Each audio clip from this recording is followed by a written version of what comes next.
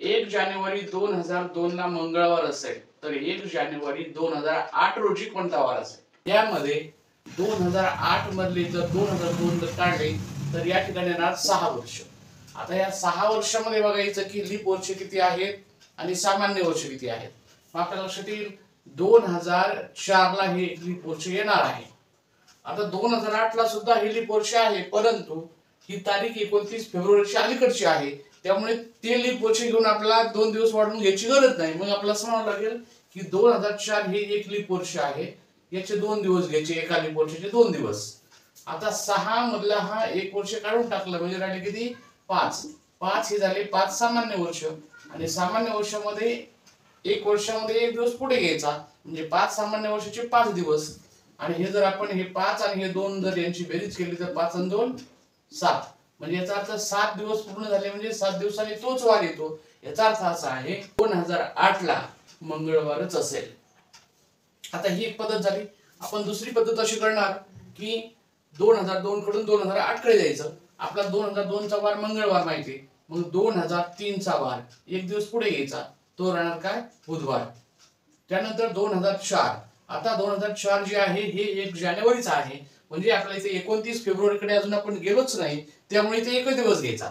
या ठिकाणी राहणार आहे गुरुवार. आता पुढे आपला 2005 कडे जायचं असेल तर इकडे जानेवारी ओलांडून 29 फेब्रुवारी क्रॉस करून मग 2005 कडे जायचं असल्यामुळे इकडे 2 दिवस घ्यायचे आणि मग इथे राहणार गुरुवारचे पुढे 2 दिवस वाढवले म्हणजे शनिवार होईल. आता 2006 ला म्हणजे हे सामान्य वर्ष एक दिवस घ्यायचा म्हणजे हे असणार रविवार. त्यानंतर या ठिकाणी 2007 इथे सुद्धा सामान्य वर्ष एकच दिवस घ्यायचा, तो असणार सोमवार.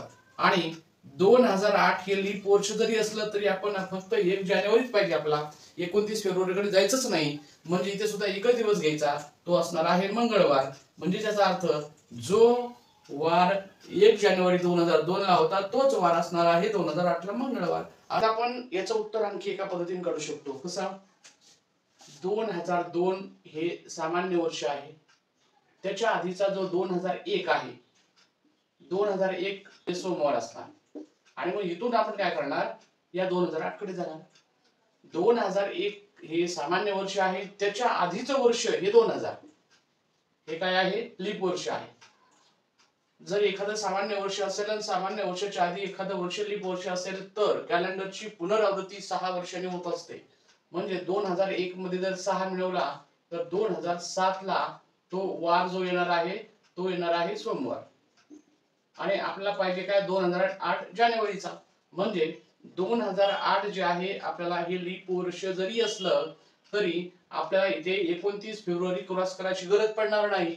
त्यामुळे इथे 2 दिवस न घेता एकच दिवस घ्यायचा आणि मग एक दिवस घेतला सोमवारच्या नंतर एक दिवस म्हणजे मंगळवार. अशाही प्रकारे आपण उत्तर काढू शकतो.